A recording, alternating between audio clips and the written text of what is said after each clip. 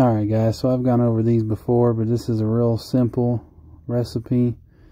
It's just cheese you cook in the oven, make it crispy like a cracker.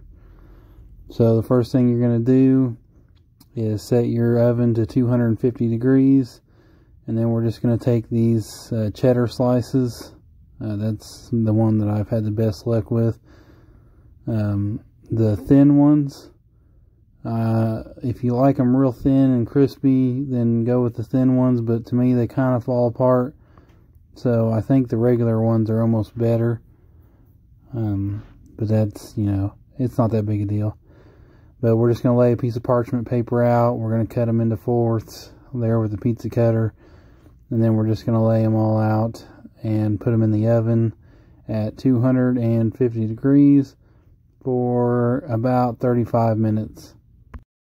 Then you just take them out, let them cool off completely, and they're ready to eat. I'm going to go ahead and take these off and put them on a piece of paper, or take them and put them on a paper plate so I can get another batch in.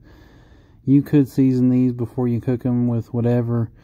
I don't see any need to. They taste perfectly fine to me the way they are, but if you have some kind of seasoning you want to try, like maybe to spice them up, I wouldn't put any salt on them. They're already pretty salty. Some people do, but it's just not something that I would do. So anyway, we're going to get our other batch in here, and then we're going to do a taste test.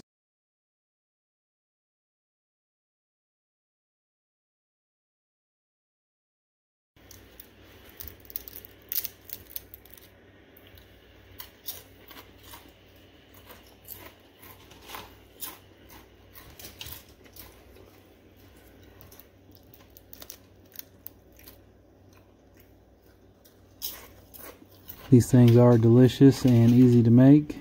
If you guys like this stuff, please subscribe if you haven't already. And until next time, thanks for watching.